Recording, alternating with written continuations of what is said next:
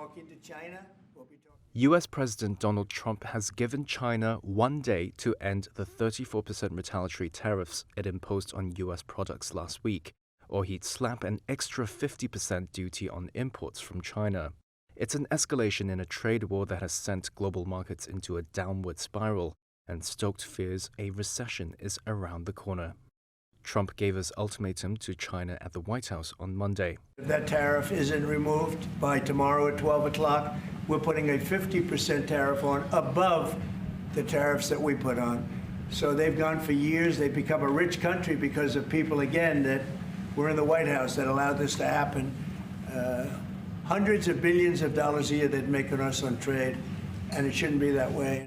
Trump's long-promised round of global retaliatory tariffs were announced last week, with some rates as high as 50%.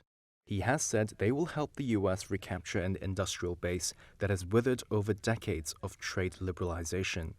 On Monday, administration officials said dozens of countries had reached out to Washington in hopes of heading off the tariffs before they take effect Wednesday.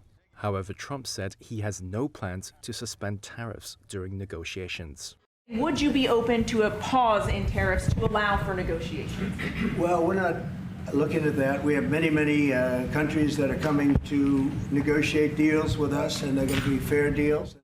Beijing has responded with anger to Trump's latest threat. The Chinese Commerce Ministry said Tuesday China will never accept the blackmail nature of the United States and said U.S. threats were a mistake on top of a mistake.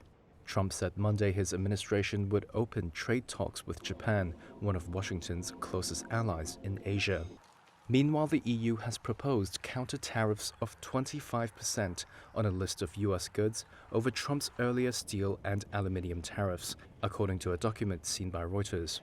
EU Trade Chief Maroš Šefčovič said Monday they're ready to negotiate a zero-for-zero deal with the Trump administration. While the EU remains open to and strongly prefers negotiations, we will not wait endlessly.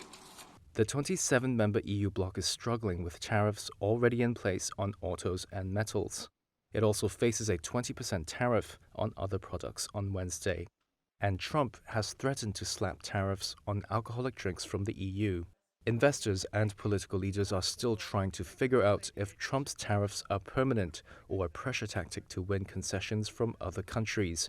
And many investors are now betting that the growing risk of recession could prompt the U.S. Federal Reserve to cut rates as early as next month. Fed Chair Jerome Powell has so far indicated he is in no rush.